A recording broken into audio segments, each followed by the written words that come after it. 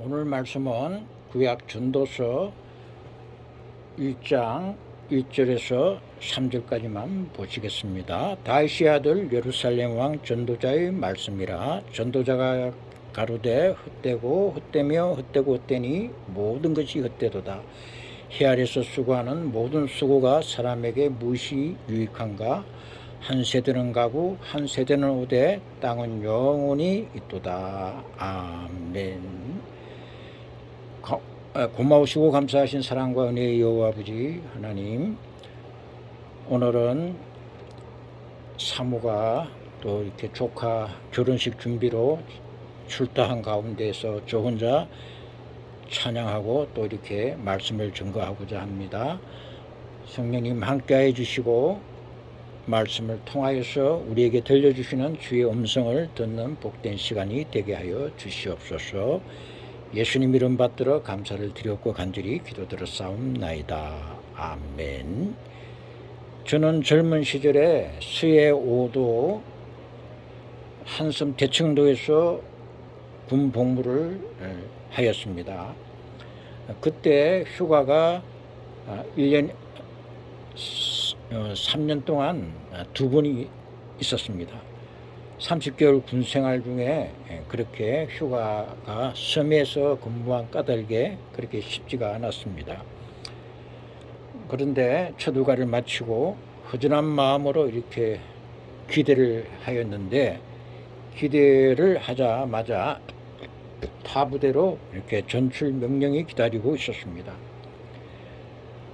잘 다녀왔냐며 따뜻한 인사말도 나누고 그래야 되는데, 오자마자 이렇게 타 부대로 쫓아내니까 좀 야박한 느낌도 있었고, 그런데 군대에서 어떡합니까? 시킨 대로 할 수밖에.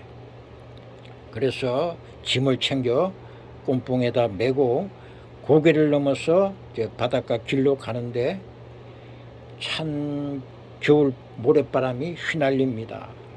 그때 같이 가던 동기가 말합니다. 인생 무상이다. 사실 저도 그때 같은 마음이었어요. 인생은 정말 허무하구나 라고 속으로 동기의 말에 공감을 하였다는 것입니다. 여러분, 우리는 어떤 때에 삶이 무상하다고 느끼게 됩니까? 우리는 삶이 만족하지 못할 때, 행복하지 못할 때, 그리고 의미가 없다고 생각될 때 삶이 무상하다는 말을 흔히들 말하게 된다는 것입니다. 제2차 세계대전이 끝나고 많은 젊은이들이 다시 대학에 돌아가서 철학과에 수강 등록을 하였다고 합니다. 그들은 전쟁을 겪고 나서 사람 사는 것이 이런 것인가? 인생이 무엇인가라는 원론적인 질문을 그때 그들은 스스로에게 하게 되었다는 것입니다. 그래서 철학과에 그렇게 많은 젊은이들이 수강 등록을 하였다는 이야기를 듣습니다. 오늘날 한국 사회를 돌아볼 때 혼란스럽기가 그지없습니다. 교회도 마찬가지입니다. 저는 그 원인이 인생이란 무엇인가라는 질문에 구성은 한 사람 한 사람이 바른 정립이 되어 있지 않았기 때문에 사회가 이렇게 혼란스러운 것이라고 저는 생각하는 사람입니다. 바로 인생에 대한 바른 이해가 저마다의 생각과 마음속에 바로 정립되어 있었더라면 이 사회가 이다지 잘못 가게 되지는 않았을 것이라고 믿고 있다는 것입니다. 오늘 본문 2절 말씀에 전도자가 가로되 헛되고 헛되며 헛되고 헛되니 모든 것이 헛되도다 하였습니다. 솔로몬은 다윗의 본처와 여러 첩들에게서 난 많은 아들들 중에서 다윗을 계승하여 예루살렘에서 왕이 되었습니다.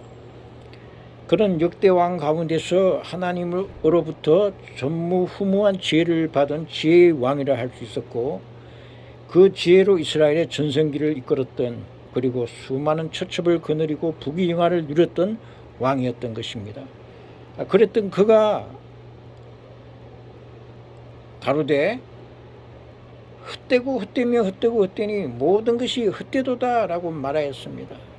말하자면 내가 살아온 이 삶을 돌아보니까 나는 별로 행복하지가 않았다. 그런 뜻이라고 볼 수 있는 것입니다. 헛되고 헛되며 즉 이건 히브리어로 하벨림이란 말인데 헛된 것 중에 헛된 것, 즉 최상급을 이루는 말로서 하나님을 떠난 모든 시간들이 진실로 헛되더라는 지혜자의 진심 어린 고백이었던 것입니다. 그런 수많은 처첩을 두고서 이 세상에서 부귀영화를 다 누렸고 또 놀라운 지혜와 이스라엘의 최고 전성기를 이끌어낸 그가 돌이켜 고백할 때 모든 것이 헛되더라고 한 것은 이방 여인들과 연락을 하며 우상을 섬기다가 하나님의 책망을 받고 하나님을 떠난 인생의 허무함을 절실히 느낀 자로서의 진심 어린 고백이었던 것입니다. 노인들도 자기 일생을 돌아보면서 허무하다고 말하시는 것을 들었은 적이 있을 것입니다. 야고보서 4장 14절 말씀에 너희 생명이 무엇이뇨? 너희는 잠깐 보이다가 없어질 안개니라 했습니다. 더군다나 하나님을 떠난 인생의 모든 행사가 다 헛될 수밖에 없지 않겠습니까? 그런즉 우리가 하나님을 떠나서 인간적으로 행하는 모든 일의 결말이 헛될 수밖에 없다는 것입니다. 저는 지난 정권 때 청와대 앞에서 여러 목사님들과 같이 나라 회복을 위한 사역을 하였던 경험이 있습니다. 이대로 가만히 있다가 나라가 끝날 수 있겠다는 위기감에 무작정 청와대 앞에 찾아가서 여러분들과 함께 하게 된 사역이지만 사역을 하면 할수록 절실히 느낀 점 하나는 애국심 하나만으로는 나라를 못 살린다는 것이었고 오히려 나라를 살리는 참된 힘은 하나님을 향한 신앙심이 있더라는 것입니다. 일찍이 알베르 까무는 인간 실존의 증거를 저항에 있다 하였습니다. 인간이 살아있다는 증거는 불의를 보거나 할 때 가만히 지켜보기만 하는 것이 아니라 저항하게 된다는 것입니다. 나라가 어려울 때마다 항상 팔굽고 나서는 종교가 바로 기독교인 것은 하나님 안에는 생명이 있기 때문에 그 생명은 불의를 보고서 잠잠히 있을 수가 없었기 때문인 것입니다. 공산주의가 제일 싫어하는 것이 기독교입니다. 저들은 이 나라가 공산화되면 제일 먼저 교회를 없애려 할 것입니다. 대한민국을 지키는 힘이 사실상 기독교인데 교회가 없어지면 대한민국도 붕괴되고 말 것이기 때문인 것입니다. 지혜자 솔로몬이 이 땅에서 아무리 부귀영화를 누렸어도 그리고 많은 업적을 이루었어도 하나님을 떠난 지난날의 삶이 행복하지 못했고 헛되다는 것을 느끼듯이 우리는 오직 하나님 안에서만 하나님과 뜻에 일치하여서 내 생각대로가 아닌 하나님 뜻에 맞추어서 우리가 애국 활동도 하고 또 교회 일도 하고 그러면 그 열매는 반드시 있을 것입니다. 하나님 뜻 안에서 깨어있는 것이 또 진정한 애국이라고 저는 믿습니다. 우리가 교회 안에서도 보면 하나님의 일을 한다고 하면서 하나님의 뜻과는 일치되지 않고 자신의 생각으로 이렇게 나가시는 분들이 있습니다. 하나님 뜻 안에서 깨어 일치된 삶을 산다는 것은 그렇게 쉽지만은 않습니다. 그만큼 영성이 훈련되어 있어야만 가능한 일이기 때문인 것입니다.